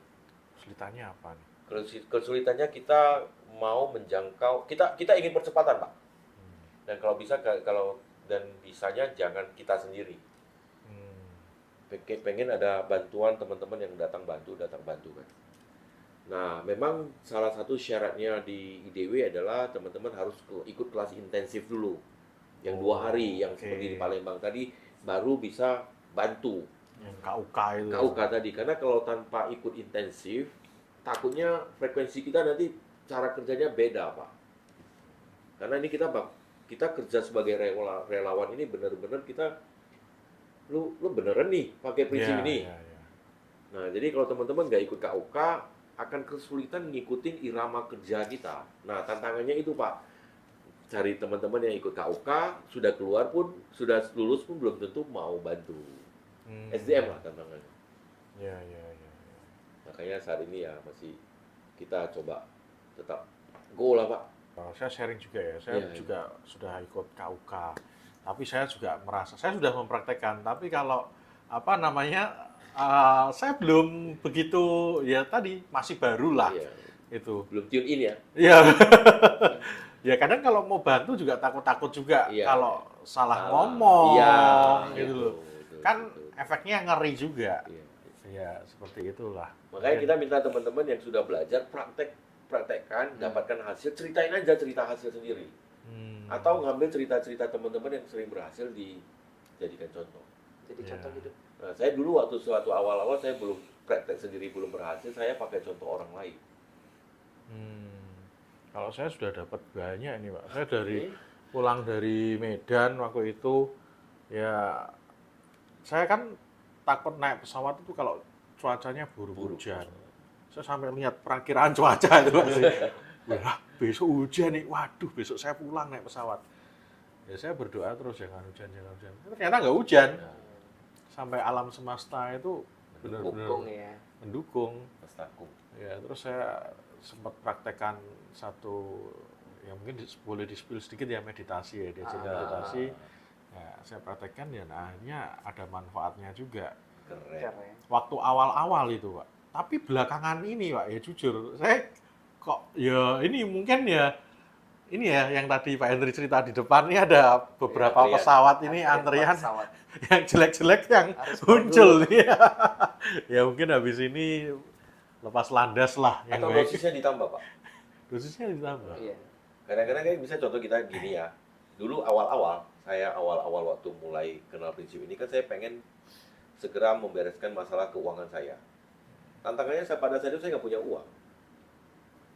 Nggak punya uang kan. Dan Iya. prinsip ini apa yang kamu mau kamu berikan kan. Give what you want. Apa yang kamu inginkan kamu berikan. Saya ingin membereskan masalah keuangan saya. Nggak ada uang, Nah. gimana kasih? Gimana itu Pak? Iya. Nah, waktu itu teacher bilang nggak ada cara lain. Kamu mau uang, kamu kasih uang JT. Saya pulang ke rumah, cerita ke istri belum bisa nyambung banget kan, tapi dia ngikut aja lah. Ambil kertas HVS bekas loh Pak ya. Sobek kecil-kecil, siapkan satu celengan. Satu hari saya masukkan kertas kecil itu yang saya berani tulis hanya angka 5.000. 1.000, 2.000, 5.000. Saya masukkan 5 kali Pak. Sehari 5 kali. Kadang-kadang kerja serabutan karena lagi nganggur, kerja serabutan dapat 100.000, 8.000-nya untuk pakai operasional, 20.000-nya saya ganti. Saya butuh waktu 3 bulan untuk ngumpulin uang 300.000. Uang 300.000 itu saya pulang ke rumah mama, beliin satu mie pangsit, saya berlutut, uangnya saya taruh di tangannya, itu bibit pertama keuangan saya tanam, dari sana mulai berputar uang saya. Nah kalau sekarang, tadi saya kaitkan dengan lagi dosis kita ditambah Pak. Masa dari 300.000 itu kita kan berarti kita udah tanam. Ada hasil kan? Masa pakai kertas lagi? Nah, pakai uang asli. Kemarin pakai uang asli celengan. Sekarang kita dosis tambah. Nilainya ditambah. Mungkin Pak, dosis Bapak udah harus ditambah Pak. Waduh, kena nih. Ya itu mungkin ya. Kadang-kadang kita tanam 10.000, let's say katakan lah ya, pakai angka-angka lah ya supaya lebih gampang. Tanam 10.000 mungkin dapatnya 100.000. Yang 10.000 dapat 100.000. Ya tanam 50.000 coba. Mungkin dapatnya 50.000. Mungkin, kita nggak tahu. Nah udah dapat 50.000, kita harus tantang lagi diri kita memberi lebih. Nggak fair kan Pak, kalau kita ingin lebih tapi kita ingin lebih terus tapi kita nggak pernah ingin lebih. Kita ingin panen setiap hari, tapi kita berinya ke orang tua sebulan sekali. Lakukan penanam bibitnya seperti Anda ketika dicubit, sampai Anda bilang, oke stop, Anda lakukan seperti itu. Jadi pada saat donasi itu, berikan itu sampai rasa, wah ini Angkanya angkanya menantang. besar ya, menantang. Nah di situ. Nggak bisa ngomong nih ya. Tambah dosis ya Pak ya. Ini keluar resep tambah dosis.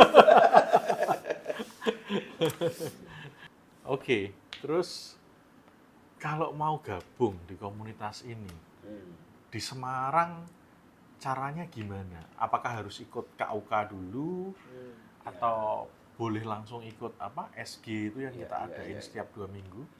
Kalau ya beruntungnya di Indonesia saat ini ada 14 study group yang jalan setiap minggu. Nah, kalau untuk di Semarang kita memang masih running 2 minggu sekali ya, yang teman-teman Pak Bintang, Gracia, Pak Heri yang maksudnya yang in charge lah ya, lead semua study group. Datang saja Pak, karena study group itu terbuka untuk umum, siapapun itu. Nggak pernah dengar atau mau bawa teman, ya sekali datang aja. Hanya saja memang kita batasin di umur 14. Oke. Kenapa? Karena biasanya di bawah 14 itu masih belum fokus, masih mau lari sana, lari sini. Sehingga dia mengganggu operational study group yang bibit jelek yang dia tanam itu tidak baik buat dia kan. Jadi kita batasin umurnya 14. Kalau di bawah 14 dia datang duduk di kelas tanpa mengganggu boleh nggak? Ya boleh, silakan. Umum Pak, terbuka untuk umum. Datang aja ke study group kalau di Semarang nggak boleh kontak Pak Bintang atau Gracia Amelia atau Pak Heri Saryono ya, Pak Heri apa ya? Saryono. Saryono. Saryono. Heri Saryono. Heri Saryono ya. Ya. Instagramnya IDW juga ada ya? Ada @Indo Diamond Wisdom. Indo Diamond Wisdom. Oke. Kalau Geisha Michael Root sendiri masih aktif, Pak? Aktif, setiap hari ngajar. Masih ngajar. Setiap hari ngajar. Dan kalau teman-teman mau ikut kelasnya di setiap Selasa pagi jam 6 pagi atau siap hari malam minggu jam 10 malam. Itu bebas untuk umum Bebas juga? untuk umum bahasa Inggris. Oh. Tapi di sana bahasanya lebih dalam, lebih deep ya. Kadang-kadang ya kita denger aja kadang-kadang agak butuh cerna lebih lama lagi nangkep. Oke, mungkin dari Pak JT dan Pak Henry ada yang mau disampaikan, Pak? Bapak Ibu, kita tahu hidup ini bukan hanya semata-mata tentang apa yang kita inginkan, tapi bagaimana kita mendapatkan apa yang kita inginkan dengan membantu orang lain dulu mendapatkan. Maka alam semesta akan bersatu padu membantu kita untuk mendapatkan apa yang kita inginkan. Kalau saya pribadi ingat, apapun yang kita perbuat kepada orang lain semuanya akan balik lagi kepada kita. Jadi jika kita ingin melihat dunia kita yang indah, penuh keharmonisan, berikanlah sebanyak-banyaknya kepada orang lain. Dan tentunya paling penting itu ketulusan dan kebaikan hati kita untuk menolong orang lain. Wah, keren. Kalau dari saya, yang saya pelajari dari podcast ini, yang paling penting teori pena. Iya, teori pena. Ya, karena semua datang dari Saya. kita sendiri, Diri. dari saya. Apapun itu. Dan intinya apa yang kita tabur pasti akan kita tuai. Pasti. Kita tabur kebaikan, pasti kita akan menabur kebaikan. Kalau yang keluar jelek, ya itu kita harus bersabar. Karena masih Ngantri. dalam Ngantri. antrian. Ya. Oke, terima kasih Thank you, Pak Bintang. Pak JT, Pak Bintang. Pak Henry. Thank you. Ya, terima kasih. Thank you, Pak. Thank you so much. Terima kasih. Thank you.